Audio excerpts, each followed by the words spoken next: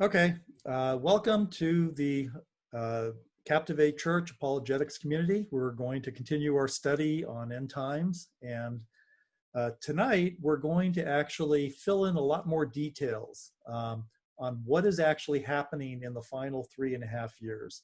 And our text for our study is going to be from Revelation 12, Daniel 7, and Zechariah 14, and maybe some other passages from Zechariah. And I'm going to show you some things that you probably have never seen before. And so I want to ask you all, before we get started, take a step back, be prepared to have your world shaken a little bit. If, don't get locked into anything you've been taught.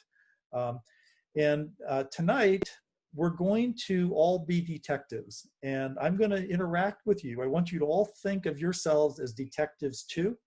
And tonight, I sort of feel like I'm a detective laying out my case and trying to get your feedback. Do you think I made any mistakes? Have I missed anything? Are there loose ends? We're all going to be detectives.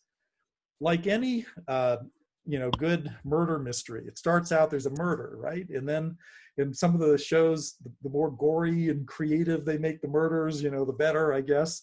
And the first thing that happens is you get the forensic people onto the scene of the crime, and they're dusting for fingerprints, looking at blood samples, maybe skin under the fingernails, things like that.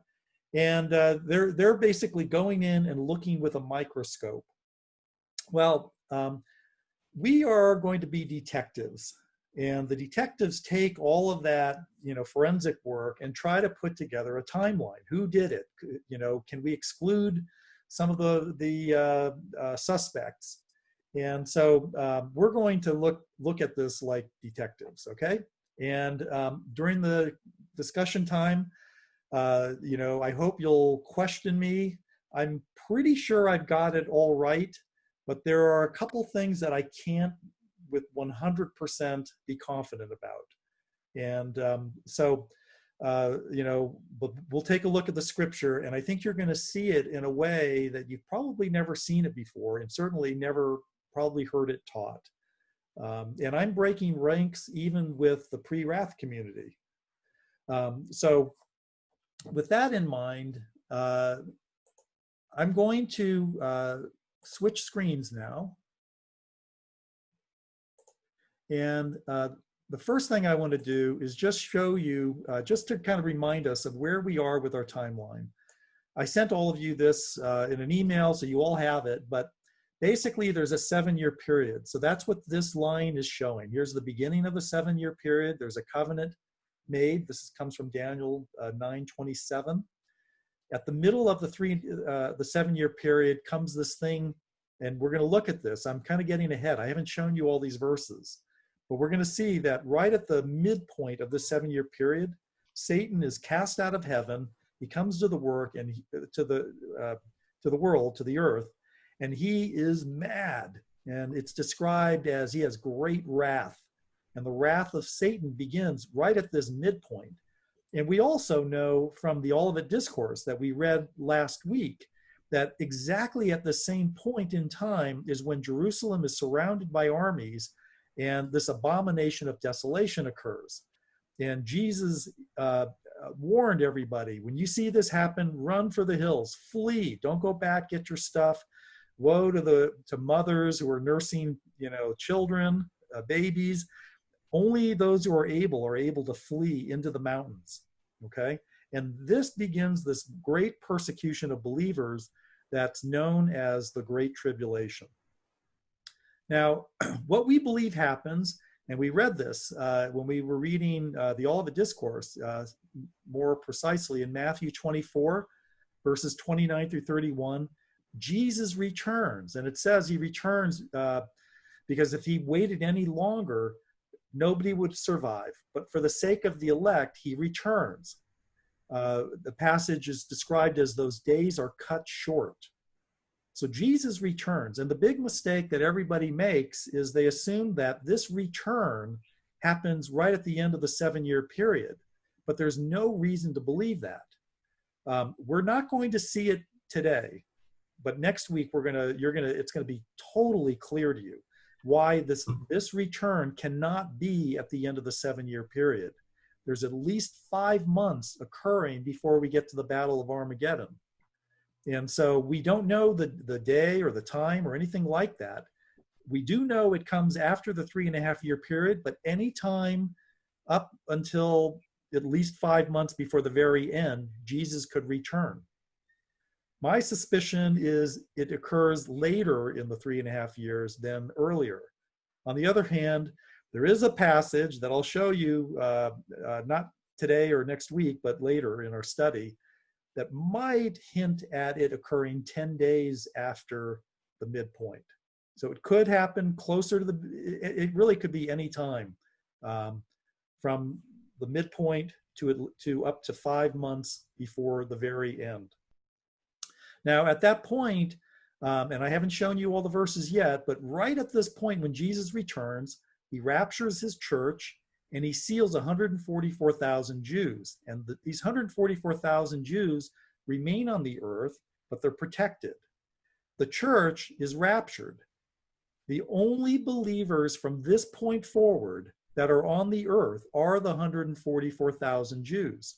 Everybody else from this point forward is experiencing the wrath of God, and that time period is known as the day of the Lord. Okay? We get to the end of the 7-year period, and Daniel chapter 12 tells us, hold on a minute, there's another 30 days after the 7 years, and then there's another 45 days after that too.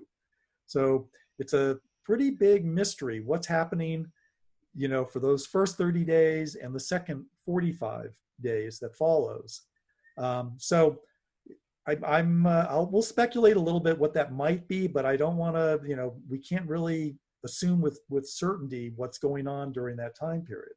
A lot of theories. Okay, so that's the basic timeline. And I showed you another figure a couple of weeks ago. And this figure here was basically the 4 main timelines that people kind of believe. And, the pre-trib says Jesus returns at the beginning, and that's for the rapture of the church, but that doesn't count as the second coming. So Jesus comes, it doesn't count as the second coming, and we're going to look at the verse that they hold to as the proof of the second coming, which I think is incorrect. They say he's still up in the clouds, his feet never touch the ground, so it doesn't count as the second coming. Second coming happens at the Battle of Armageddon when his feet touch the ground. Okay, so there's 2 comings, but the first one doesn't count. Mid-trib says Jesus comes at the midpoint to rapture the church, but again, that doesn't count as the second coming. The second coming is officially when his feet touch the ground at the end of the 7-year period. The post-trib say there's no pre-trib or mid-trib rapture. There's only one coming, and it's right at the very end. So Jesus comes at the very end, fights the Battle of Armageddon, and ushers in the millennial kingdom. And the post-tribbers believe that the church is raptured, Jesus fights the battle, the church maybe hangs out in the clouds for a while. Who knows where the church goes, but it's sort of up and then quickly back down. Jesus comes, raptures church, wipes out the bad guys at the Battle of Armageddon, and then ushers in the millennial kingdom. And all of these positions describe the church reigning with Christ during the millennial kingdom, the kingdom that begins after the Battle of Armageddon. I believe that view is incorrect. And I'm going to show you, maybe not today, but I'm going to show you part of it today, why I don't believe the church is around during the millennial kingdom. I believe the church is in heaven, still in heaven during this time period. There are no verses that describe the church reigning with Christ during the millennial kingdom. The church certainly reigns with Christ when in the new heavens and the new earth. And so we're going to look at some verses today. Like I said, I think what we're going to talk about will be kind of controversial. So I want to ask you all to hold me accountable. Don't believe anything I say. Test everything I say. And we're all going to be detectives, okay? All right, so the passage we're going to start with, I know it may seem a little funny that we're jumping around, um, but at some point, once we lay out the timeline, we'll go back and we'll probably finish our study by actually doing a tour through the book of Revelation. And you're going to see all the pieces fill in, and it'll, I hope, will be really, really helpful. But right now, I'm trying to put together the key pieces of evidence that we can link together that most directly lay out our timeline. And then you're going to see every verse falls into place as we do this. Now, from time to time, and this passage that I'm going to start with is one of those passages where there are multiple interpretations. And I'll try to at least give you one or two of them.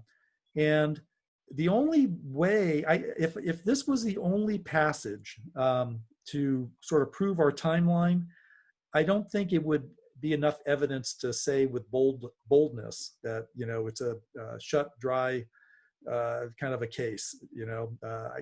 But the interpretation I'm going to give you fits perfectly in the timeline. And really, the other interpretations have all kinds of problems. So, so let's walk through this. So when we get to chapter 12 in the book of Revelation, there's kind of like a pause. It's pretty clear, you know, going through from chapter 6 through chapter 11, it really reads fairly sequential. It's telling the story, you know, and you can follow the timeline of what it's saying. And then we get to chapter 12, and it's kind of out in the middle of nowhere. It's not telling the story anymore. It's sort of describing, almost like in retrospect, what's kind of describing some of the properties of the whole story. So, and it's pretty clear when you read it, and you know, later again, we'll put it into context. So let me read it. Chapter 12, verse 1. And a great sign appeared in heaven, a woman clothed with the sun, with the moon under her feet, and on her head a crown of 12 stars. Now, this picture is almost identical to the dream, if you remember, that Joseph had with his brothers, you know, sort of this idea of the moon, and under her feet were, you know, under the feet of the moon were the 12 tribes of Israel. That dream, by the way, was what Joseph's brothers were infuriated with him. What? We're going to worship Joseph? He's the, you know, the center of it all and everything. So anyway, most people believe, and I do too, that the woman in this passage, it's talking about Israel. You'll see that. And it's talking about basically Israel. So the woman is Israel, okay?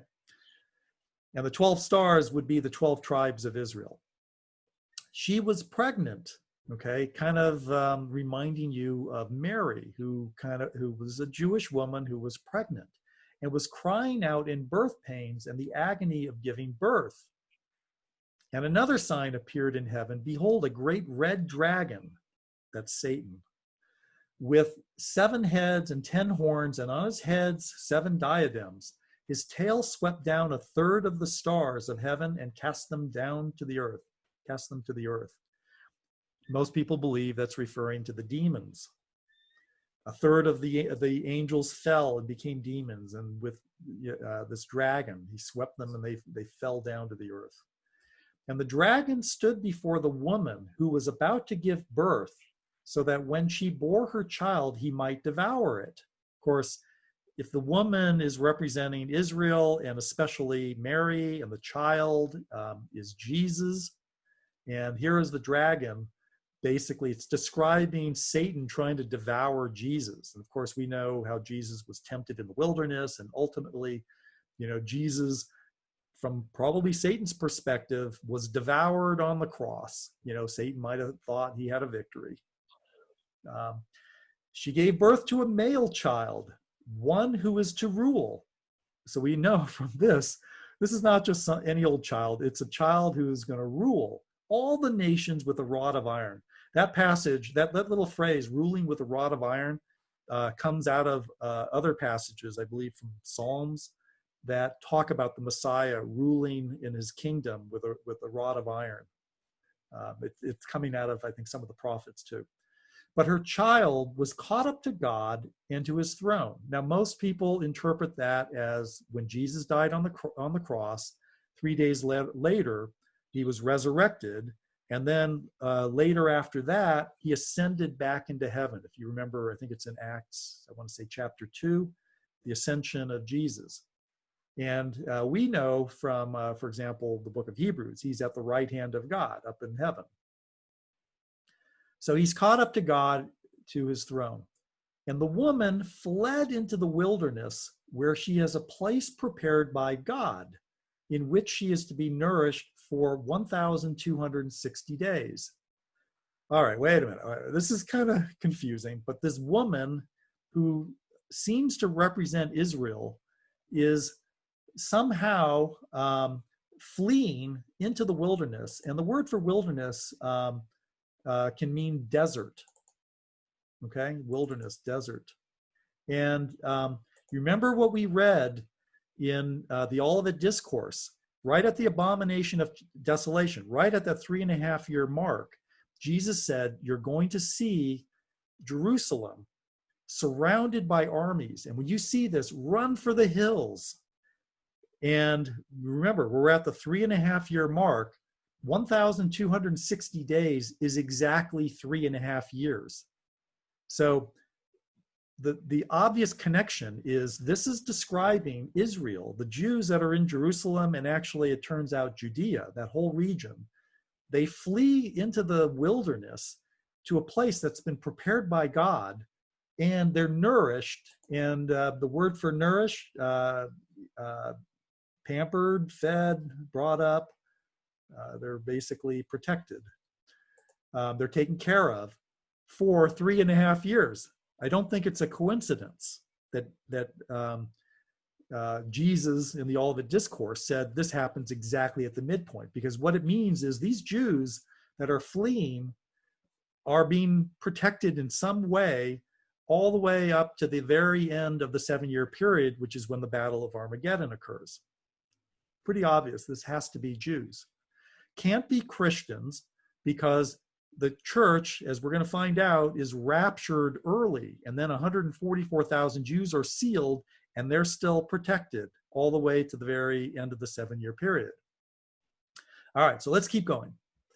Now, war arose in heaven, Michael and his angels fighting against the dragon, and the dragon and his angels fought back. But he was defeated, and there was no longer any place for them in heaven. And the great dragon was thrown down, that ancient serpent who was called the devil. So now we know the dragon is the devil, and Satan, the deceiver of the whole world. He was thrown down to the earth, and his angels were thrown down with him. And I heard a loud voice in heaven saying, now the salvation, power, and the kingdom of our God and the authority of his Christ have come. For the accuser of our brothers, who has been thrown down, who accuses them day and night before our God. By the way, this is one of the verses where you've heard of Satan being described as the great accuser. So he accuses believers, people, before God day and night. And they have conquered him by the blood of the Lamb and by the word of their testimony, for they loved their lives even unto death. That's kind of a sobering thought. The devil has been thrown down. We're going to find out in just a second. He has great wrath. He is angry. He wants to kill every Jew and Christian if he can. And it says right here that that those who are Christians, they have conquered him by the blood of the Lamb. Blood of the Lamb is referring to people who are Christians. And by the word of their testimony. The word for testimony, by the way, is martyria, where we get the word martyr. For they love not their lives even unto death. It's describing martyrdom.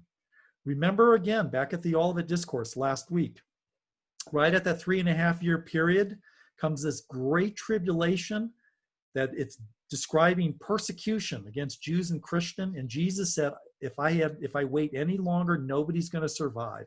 But for the sake of the elect, Jesus returns to rescue his people.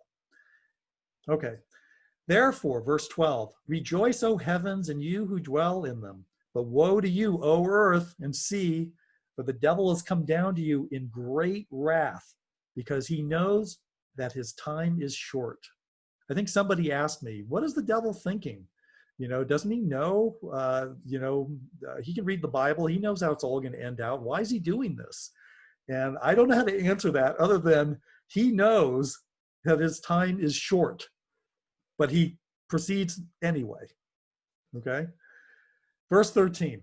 And when the dragon saw that he had been thrown down to the earth, he pursued the woman who had given birth to the male child. But the woman was given 2 wings of the great eagle so that she might fly from the serpent into the wilderness, to the place where she is to be nourished for a time and times and half a time. Here we go again. It's 1,260 days, 3.5 years. The serpent poured water like a river out of his mouth after the woman to sweep her away with a flood. Notice that imagery. It's like water coming out of this mouth of the serpent, trying to devour the woman, sweeping her away with a flood. But the earth came to the help of the woman, and the earth opened its mouth and swallowed the river that the dragon had poured from his mouth. Then the dragon became furious with the woman and went off to make war on the rest of her offspring, on those who keep the commandments of God and hold to the testimony of Jesus. All right, who are the ones who hold to the testimony of Jesus? They're Christians. They're believers in Christ. So he first is going after the inhabitants of Jerusalem, and then in Judea. That's what Jesus told us. You're going to see this abomination of desolation occur. Run for the hills. Somehow, it's described like a flood. The armies of the Antichrist, who now it's actually Satan himself who's been thrown down to the earth, empowering the Antichrist, revealing who this Antichrist really is. Under the hood, it's Satan, goes after the Jews first, and God somehow supernaturally saves the Jews, and this so infuriates this beast that he goes after, it says, the rest of her offspring, those who hold to the testimony of Jesus, Christians. This is exactly what Jesus described as the Great Tribulation. It's so bad, it's worse than anything the world has ever seen. That's how Jesus described it. All right, with that picture in mind, I want to turn now to another passage. And somebody shared with me this passage, and it kind of got me stuck because I didn't know how to answer it. And I probably spent 6 months just sitting on this chapter, because it changed my thinking about what is actually going on during these 7 years. And in particular, when does Israel actually get saved? I mean, we know that at the 3.5-year mark, Israel, Jerusalem is surrounded by armies. They're conquered. All these people, like you'll see them writing things on the internet. Oh, God will always protect the Jews. Well, guess what, folks? Israel's going to get conquered, and it's only at the very end that there's the retaking of Jerusalem and Judea. And that requires the coming of the Messiah. So all these people that sort of are claiming that somehow God is just going to continue protecting Israel, they don't know their prophecy. All right, so chapter 7, the book of Daniel, probably the book of Daniel is the closest parallel to the book of Revelation. It is just filled with, especially, the second half of the book of Daniel, it is filled with prophecies that really mirror and amplify what is in the book of Revelation. A lot of people think of Daniel as, Daniel in the lion's den, or Shadrach, Meshach, and Abednego, being thrown into the fiery furnace. But when I think of the book of Daniel, I really look at the prophecies. To me, those are the big things that stick out. So chapter 7, we'll read through it, and I'm going to read through it kind of fast because I don't want to focus on some of the details until we get to the key passage, but I want to at least read so we'll get a little bit of the context. So in the first year of Belshazzar, king of Babylon, Daniel saw a dream and visions of his head as he lay on his bed. Then he wrote down the dream and told the sum of the matter. Daniel declared, I saw in my vision by night, and behold, the four winds of heaven were stirring up the great sea, and four great beasts came up out of the sea, different from one another. The first was like a lion and had eagle's wings. Then as I looked, its wings were plucked off, and it was lifted up from the ground and made to stand on 2 feet like a man. And the mind of a man was given to it.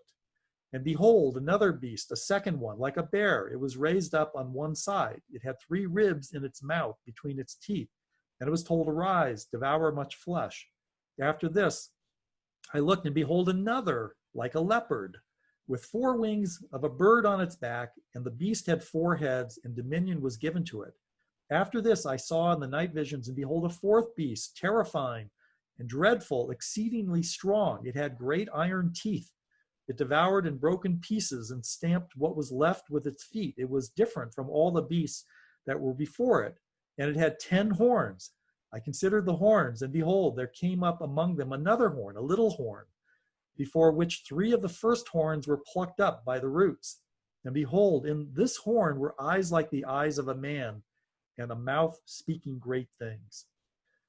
Now, this 4th beast is the one that actually is really the key here. This is talking about actually end times. Each one of these beasts was describing a kingdom that would essentially rule over the Jews. First one was Babylon. Second one was the Medes and the Persians. The third one were the Greeks, and it was actually describing Alexander the Great, with his kingdom being divided to his 4 generals and so on. And of course, the 4th beast was Rome, and there's some sort of resurrection of this Roman Empire described as this terrible beast with clay in its claws, and it's very strong. Great iron teeth. There are other passages that talk about the clay and the claws and everything. And it's kind of a terrifying thing. And out of this 4th beast, it's describing this beast as having 10 horns, but there's one special horn, and then there's 3 little horns.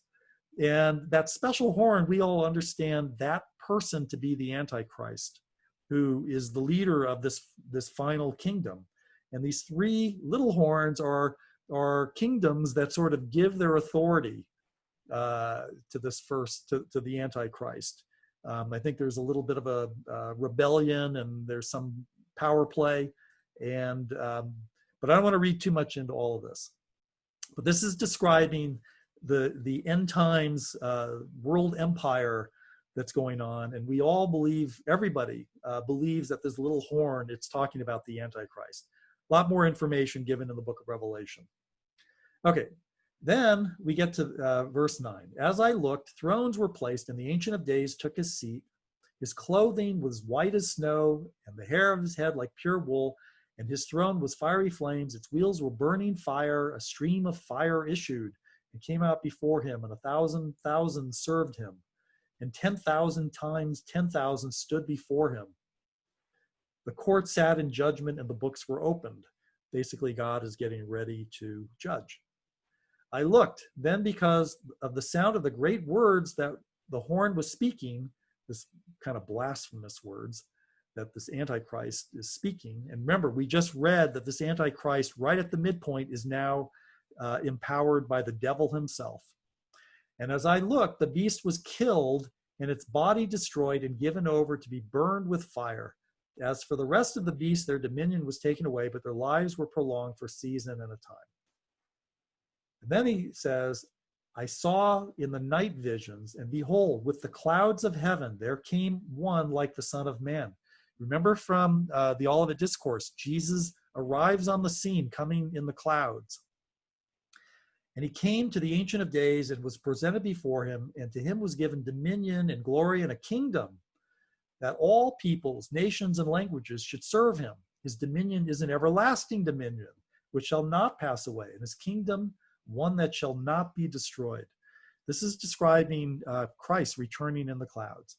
Now, we're not really getting yet any concrete timelines. We're just getting, these vague general descriptions of what's coming.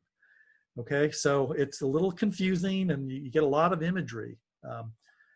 So we come on here, and in verse 15, As for me, Daniel, my spirit within me was anxious, and the visions of my head alarmed me. I approached one of those who stood there and asked him the truth concerning all of this. So he told me and made known to me the interpretation of the things.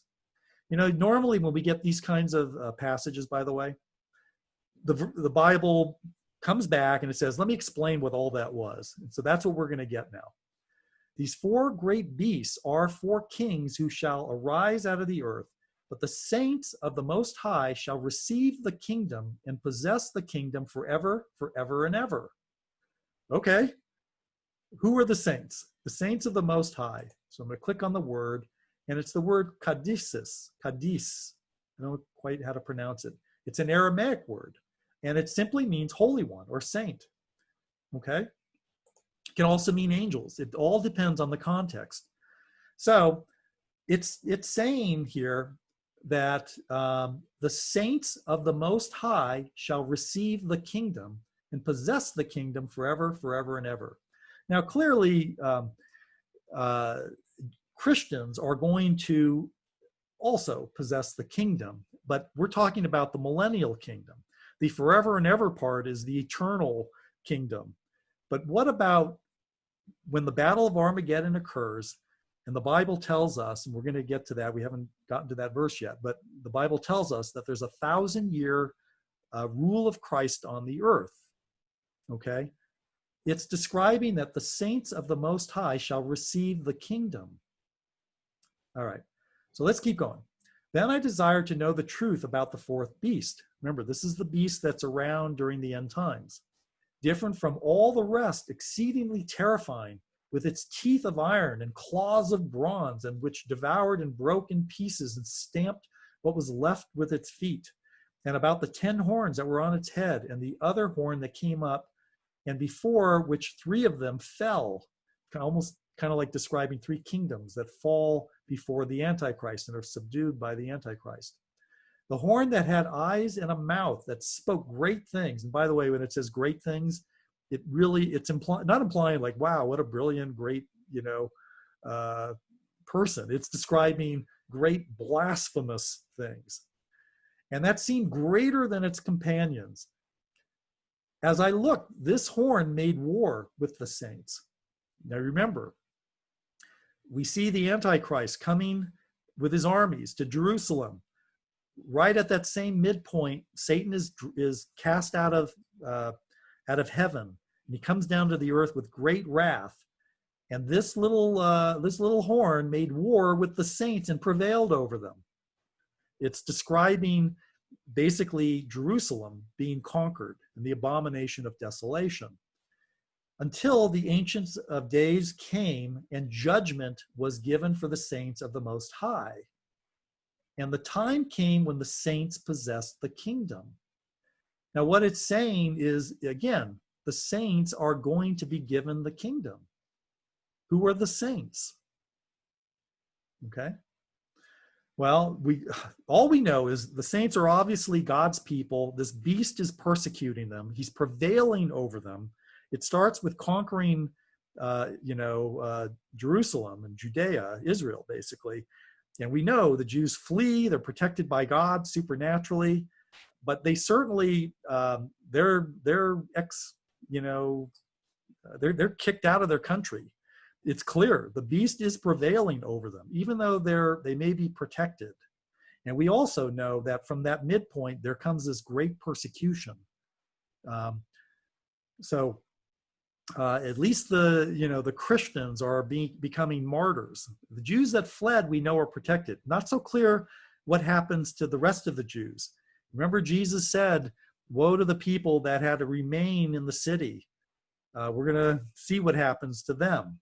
So there's clearly this beast is prevailing. This little horn, this Antichrist, is prevailing over the Jews, even though God is protecting them. And it goes on, verse 23. Thus he said, as for the fourth beast, there shall be a fourth kingdom on earth, which shall be different from all the kingdoms, and it shall devour the whole earth and trample it down and break it to pieces. As for the 10 horns, out of this kingdom 10 kings shall arise, and another shall arise after them, kind of mysterious. He shall be different from the former ones, and shall put down 3 kings. It seems to be, again, describing that little horn that prevails, puts down these 3 kings that rebel. They're forced to fall in line. He shall speak words against the Most High. Kind of goes back to, he speaks great things, but he's really speaking words against the Most High. And shall wear out the saints of the Most High, and shall think to change the times and the law. He's going to throw away all tradition, everything that we might hold to, including the law, all throw it away. And they shall be given into his hand for a time, times, and half a time. And here we go. These saints are given into his hand for 3.5 years. And we should pause for a moment because, okay, is it playing games with the word saint? Does it mean Jews and Christians sometimes? Does it mean Christians sometimes? Who is it talking about? And I think the most natural reading of this passage is every time it uses the word saints, it is most likely talking about the Jews. It's the Jews who flee Jerusalem. They're the ones who are protected in some sense. It says that they're there for 3.5 years under some kind of protection. And only after 3.5 years, it is these saints who inherit the kingdom. And it's telling us it's the Jews that receive the kingdom. We know the millennial kingdom is all centered around Jerusalem and Israel. And I'm going to show you some more passages that just drive that point home. The millennial kingdom is not about the church. It's about the Jews. It's God fulfilling his promises to the Jews of a blessing. So these saints are given into his hand for a time, times, and half a time, but the court shall sit in judgment, and his dominion shall be taken away, to be consumed and destroyed to the end. Basically, it's saying this Antichrist and Satan who is indwelling him, they're going to meet their end at the end of the 7-year period. Okay? This beast knows he has a short time, and he knows he's not going to win. The kingdom and the dominion and the greatness of the kingdom under the whole heaven shall be given to the people of the saints of the Most High. People of the saints. Again, the saints, if it's Israel, the people of the saints, it's kind of an interesting thing because there's definitely the idea that the saints inherit this kingdom, the Jews, but there's going to be offspring. And it's the Jews and the people of the saints, get the kingdom. Now you might say, all right, possibly could that be the church? I don't think so. I don't really, it's a possible interpretation, but I don't believe that's really the correct interpretation. And this kingdom shall be an everlasting kingdom, and all dominions shall serve and obey him. Now, it's possible the people of the saints of the Most High, it could be talking about the kingdom, the eternal kingdom that goes beyond the millennial kingdom. Okay, because certainly the church is united with, the Jews at the end of this 1,000-year period. At the end of the 1,000-year periods, the end of the book of Revelation talks about a new heavens and a new earth, and we have this unification of heaven and earth. And it's at that point that we can talk about the saints being the church and Israel. Okay, but I believe this passage really is focusing on the Jews. And Daniel, the whole book of Daniel is focused on the Jews. It's not, it really isn't focused on the church. Daniel keeps praying, tell me, God, what's going to happen to my people? You promised my people we're going to get this. Tell me what's coming. It's kind of hard to stretch this to somehow mean it's the church. Now, if the rapture occurs at least 5 months before, again, the end of the 7-year period, the church isn't around for 3.5 years. But the pre-trib position would say, well, wait a minute, maybe this is tribulation saints, because we know there are believers during that 7-year period. And what I'm going to show you next week is that, guess what? Right at the point when Jesus returns and the rapture occurs, as we continue in the book of Revelation, you're not going to see a single believer who's not a Jew that's been sealed. Nobody is getting saved. The gospel is not being preached to anybody receiving it. There's no evangelism occurring and souls being saved. This is the time of God's wrath. Remember, in the Olivet Discourse, Jesus described it, that when he comes, it will be like the days of Noah. Noah goes on the ark, he's protected, and then the flood came, and there was no more repentance or second chances. The rest of the world was judged. Same thing happened with Sodom and Gomorrah. Lot and his family left Sodom and Gomorrah, and then the wrath of God came, and there was nobody in Sodom and Gomorrah repenting or getting saved when the wrath of God was being poured out. And we're going to see the same thing. This whole concept of tribulation saints somehow being around in the 7-year period suffers another serious problem. When we started our series, I mentioned that we had a serious problem with pre-trib, because the pre-trib position says the church is raptured at the beginning of the 7-year period, but then there's all these believers and during the 7-year period who are not Jews. Are they experiencing the wrath of God? And we said, no, that can't possibly be. Somehow, if there were tribulation saints in the during the 7-year period, God must somehow not be going against them. And that begged the question, well, then why did we need a rapture? And there is no good argument from the pre-trib position. They might say, well, it's first fruits. It's a reward for being good. Sort of the second group of tribulation saints. They're kind of like a second-class Christian. Some have even argued that they don't receive the Holy Spirit, which is really a stretch. And they suffer from a much more problem, and that is when we get to the fifth trumpet. It describes everybody except those the 144,000 who have been sealed, as experiencing this torment, which is clearly the wrath of God being unfolded on the earth. And you have a problem. How can tribulation saints experience the wrath of God? It really doesn't work. So somehow thinking that the church is around for 3.5 years is ridiculous, or anybody other than the Jews who are sealed is around somehow for 3.5 years until we get to the Battle of Armageddon does not make sense.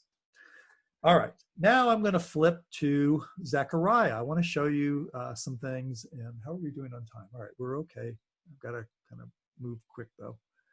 All right, Zechariah.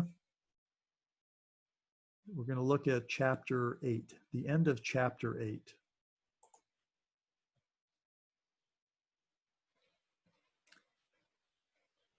All right, so the last maybe 4 or 5 or so chapters of Zechariah, they talk a lot about end times, and it's really talking about God fulfilling his promise to the Jews.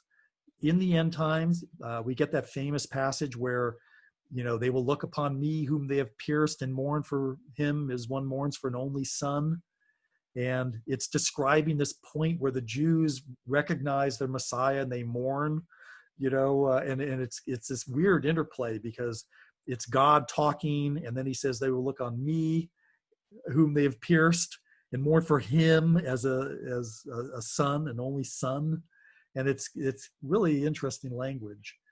But look what it says in verse 20.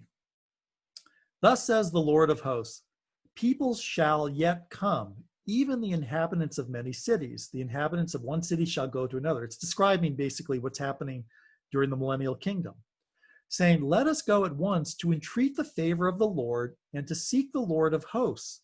I myself am going. Many peoples and strong nations shall come to seek the Lord of hosts in Jerusalem, and to entreat the favor of the Lord. Thus says the Lord of hosts, in those days 10 men from the nation of every tongue shall take hold of the robe of a Jew, saying, let us go with you, for we have heard that God is with you. There's something very unique during this time when the Messiah has returned and he's ruling the earth. All of the promises to the Jews are fulfilled, and it's describing somehow the rest of the world looks at the Jew and says, hey, can I take hold of your robe? Because we've heard that God is with you. There's something special about the Jews. All right. Now, there's a whole bunch of other passages, but I want to jump to Zechariah 14. If we were to, keep reading some of these passages, and I would recommend, if you want to, read these passages in Zechariah, the last, like from chapter 8. But I'm going to start in chapter 14, because this is a passage that when I wrote my book, I just sort of quoted what everybody else said, and I hadn't thought through it carefully enough. And if any of you were to read my book, you'd realize right away, I just sort of quoted the passage and I didn't give a whole lot of commentary on it. And I sort of said, see, but I didn't really make any good points. And it wasn't until someone, like I said, told me, go look at Daniel chapter 7 and try to figure out what's going on with Israel, that I went back to Zechariah 14, because there's something very subtle going on here. And I think the church has made a terrible mistake. Hopefully this will be really obvious to all of you. So chapter 14 says, behold, a day is coming for the Lord, when the spoil taken from you will be divided in your midst.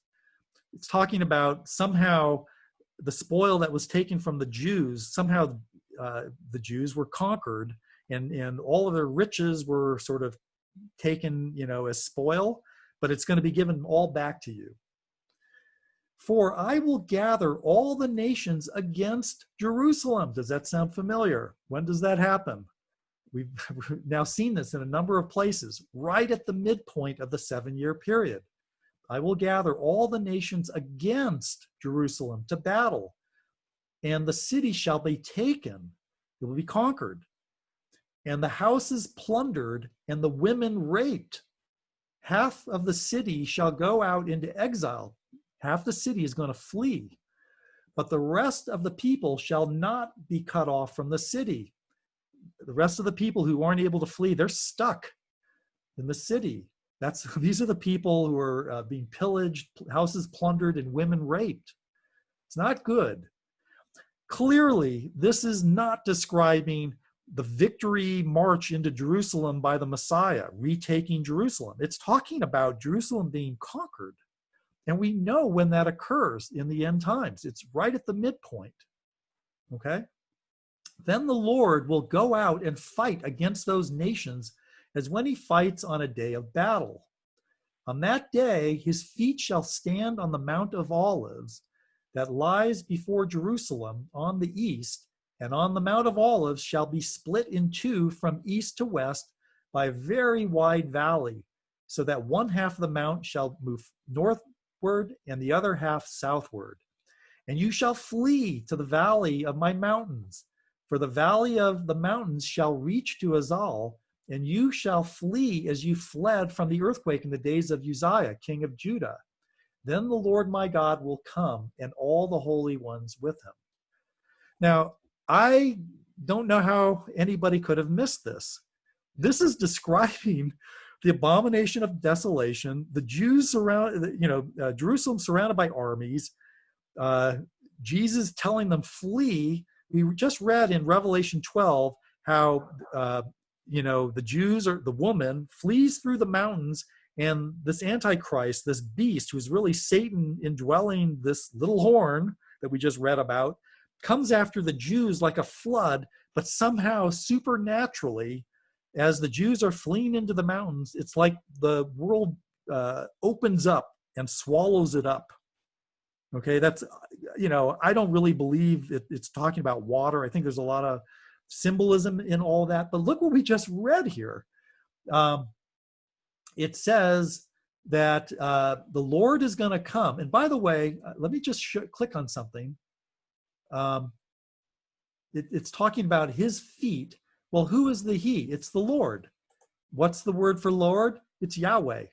It's not saying the Messiah or anything like that. It's talking about God will go out and fight before those nations when he fights on the battle. And on that day, his feet. Now, do we literally believe, this is Jesus landing on the earth with his feet planted on the Mount of Olives, he splits the mountain. Either he's a giant and can still straddle the mountain as it's split, or he hops onto one side or the other. I think that whole idea is ridiculous. It's imagery talking about Jehovah, Yahweh, coming and supernaturally splitting the mountain while the Jews flee. The Antichrist comes after them, and somehow supernaturally God protects them.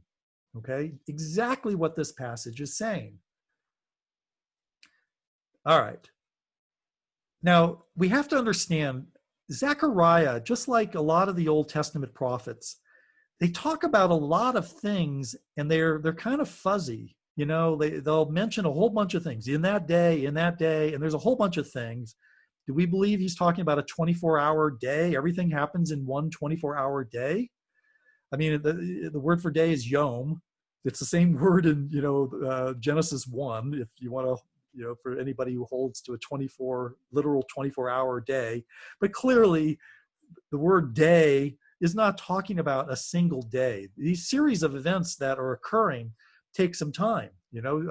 Jerusalem is conquered, the Jews flee. That doesn't happen in 24 hours. And immediately within 24 hours, Battle of Armageddon occurs, and the Jews, after fleeing, come back and take their, there's a time period. And we know it starts at the halfway point of the 7-year period, and it doesn't end until the Battle of Armageddon occurs at the very end of the 7-year period. So think about these passages when it's talking about in that day, it's talking about a 3.5-year period, and it's kind of jumping all over the place. What's happening at the beginning, what's happening in the middle, so just keep that in mind, because otherwise you're going to go crazy trying to put everything together as if it's all happening as one event, because there's a whole series of things that are happening. So we get to verse 6. On that day there shall be no light, cold, or frost, and there shall be a unique day, which is known to the Lord, neither day nor night, but at evening time there shall be light. On that day living waters shall flow out from Jerusalem. It's talking about that day when Jerusalem is taken back. Half of them to the eastern sea and half of them to the western sea. It shall continue in summer as in winter. And the Lord will be king over all the earth on that day. The Lord will be one and his name one. Clearly, this is not talking about the same day when Jerusalem was conquered and the women are raped and the Jews are fleeing. It's talking about some other day known to the Lord when God is going to rule the world. Okay? So now we're in another event. The whole land shall be turned into a plain from Geba to Rimmon, south of Jerusalem. But Jerusalem shall remain aloft on its site from the gate of Benjamin to the place of the former gate, to the corner gate, and from the tower of Hananel to the king's wine presses. And it shall be inhabited, for there shall never again be a decree of utter destruction. Jerusalem shall dwell in security. It's the opposite of what happened at the abomination of desolation. This is when the Messiah returns, retakes Jerusalem, and protects it. And now Jerusalem is secure. And this place shall be the plague with which the Lord will strike all the people that wage war against Jerusalem. Their flesh, so it's talking about now what's going to happen to the people who had attacked Jerusalem. Remember, we were told that the armies of the Antichrist and the Antichrist himself is going to be destroyed. And here it is. This shall be the plague with which the Lord will strike all the people that wage war against Jerusalem. Their flesh will rot while they're standing on their feet. Their eyes will rot in their sockets, and their tongues will rot in their mouths. It's almost like a nuclear bomb just went off. Of course, we're going to find at the Battle of Armageddon, Jesus returns, and it describes like a sword coming out of his mouth, and it's almost like describing with a word coming out of his mouth, everybody is destroyed. Seems to be describing this whole thing of people's eyes and tongues rotting in their heads. And on that day, a great panic from the Lord shall fall on them, so that each will seize the hand of another, and the hand of the one will be raised against the hand of the other. They're going nuts. There's absolute insanity, too, out of fear. Even Judah will fight at Jerusalem. Seems to be indicating that when the Lord returns at this final battle of Armageddon, the Jews, perhaps that had fled, they follow the Messiah back in this campaign to retake Jerusalem. Okay? And the wealth of all the surrounding nations shall be collected, gold, silver, and garments in great abundance. And a plague like this plague shall fall on the horses and mules and camels, the donkeys, and whatever beasts may be in those camps. This plague, again, of going nuts and things rotting, in your eyes rotting in their sockets. Not your eyes, but the people that had come against Jerusalem. Then everyone who survives all the nations that have come against Jerusalem, there are going to be some survivors of the final battle of Armageddon, shall go up year after year to worship the King, the Lord of hosts, and to keep the Feast of Booths. What? The Feast of Tabernacles, the Feast of Booths. Why the Feast of Booths? Why is this such an important holiday? Now, I'll give you my theory. It's just a theory. And if any of the families of the earth do not go up to Jerusalem to worship the King, the Lord of hosts, there will be no rain on them. You don't even get rain if you don't if you don't worship the King. And if the family of Egypt does not go and present themselves, then on them there shall be no rain. There shall be the plague, which the Lord afflicts the nations that do not go up to keep the Feast of Booths. Again, what's so special about the Feast of Booths? This shall be the punishment to Egypt and the punishment to all the nations that do not go up to keep the Feast of Booths. And on that day, there shall be inscribed on the bells of the horses, holy to the Lord. And the pots in the house of the Lord shall be as the bowls before the altar. And every pot in Jerusalem and Judah shall be holy to the Lord of hosts. Again, Jerusalem and Judah. It's all centered in Jerusalem and Judah. It'll be holy to the Lord of hosts, that all who sacrifice may come and take of them and boil the meat of the sacrifice in them. And there shall no longer be a traitor in the house of the Lord of hosts on that day. Kind of reminds you of Jesus when he overturned, the traitors who were in the temple. And so we end all of this recognizing that this whole concept, remember I told you how the pre-tribbers, the mid-tribbers, and the post-tribbers, they all claim the second coming really occurs when Jesus's feet touch the ground. And that point, they want it to be when it says the Lord, referring here, his feet back to the Lord, splits the Mount of Olives. And that's completely mistaken. That point in time is so abundantly clear. It's the abomination of desolation, when God supernaturally splits the Mount of Olives. The Jews flee through the mountains into the wilderness, where they're protected for 3.5 years. All right. Now, there was a lot of detail in today's class. And it probably has some of you kind of rocking a little bit, like, wait a minute. I've never heard that. Isn't that supposed to be the Messiah who comes and his feet split the Mount of Olives? And okay, we're all detectives, like I said in the beginning. And I think this is a time to go back and let's review the evidence, and maybe we can have some discussion on this. Let's see if we can pick this theory apart. All right, so let me just end with a quick word of prayer, and then we'll have time for questions. Lord, I thank you so much for your word. I pray that I'm making correct assessment of your word. I'm trying to take it as plain and literal as I can. I'm just trying to connect the dots. And if I've made mistakes, Lord, I pray that you'll forgive me. I'm doing my best, and help everybody here participating in this class keep me accountable. And all these things, Lord, we know you're coming and you're going to fix everything. And we don't look forward to what's coming, because we know it brings about great tribulation and horrible things and the world falling apart. But we know in the end, Lord, that if we just endure, trust you, that you'll bless us. And so we know we can trust you in everything that we do. I just pray these things, Lord, in your name. Amen.